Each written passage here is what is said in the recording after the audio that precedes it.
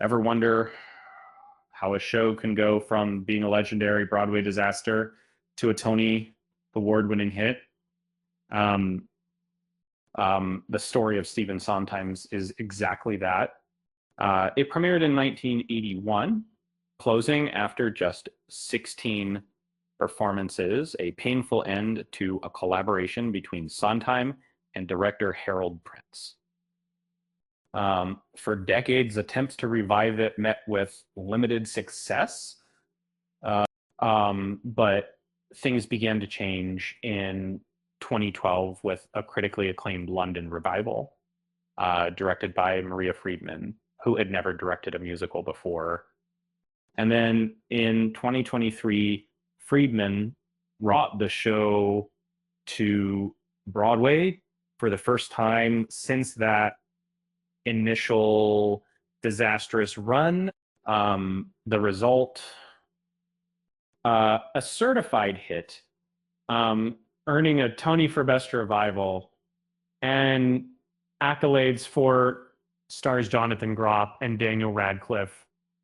Um, if there's one stage musical deserving of preservation for future generations, it's simply to prove that this incredible turnaround actually happened.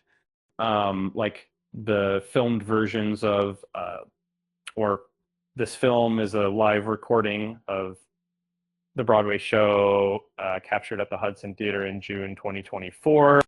Friedman directs, skillfully using edits, close-ups, and artful blocking for the camera. And Sondheim and George Furt's bold concept, inspired by George S. Kaufman and Moss Hart's 1934 work, tells the story of ambition's price and the false promises of success.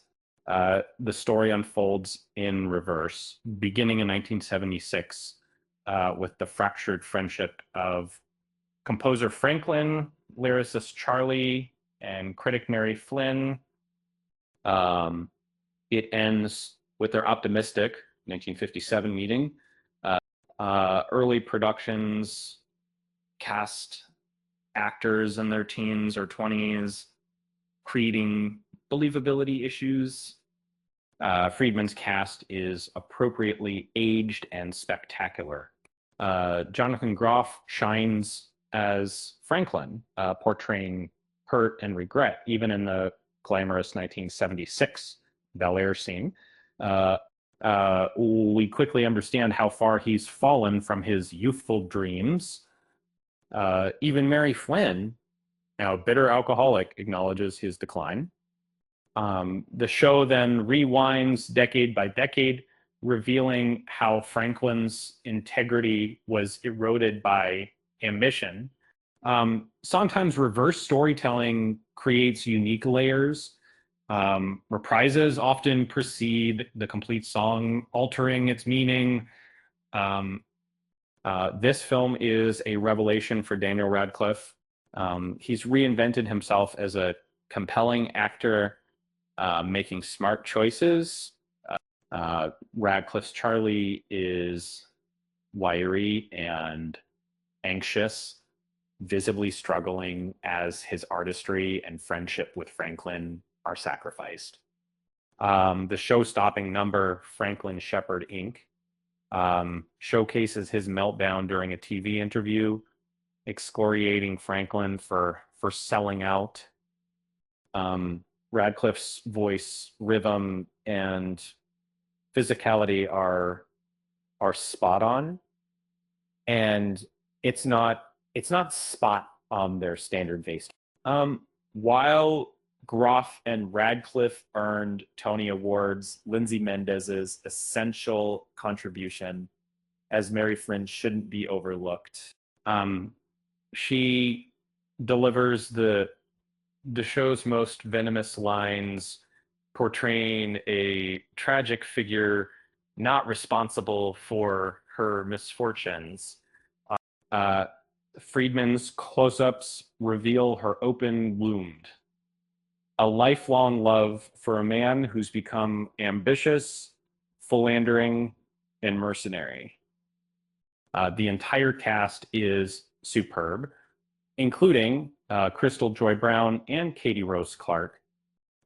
Friedman retains the show's melancholy ending as the trio meets on a New York rooftop in 1957 to watch Sputnik launch, symbolizing limitless dreams.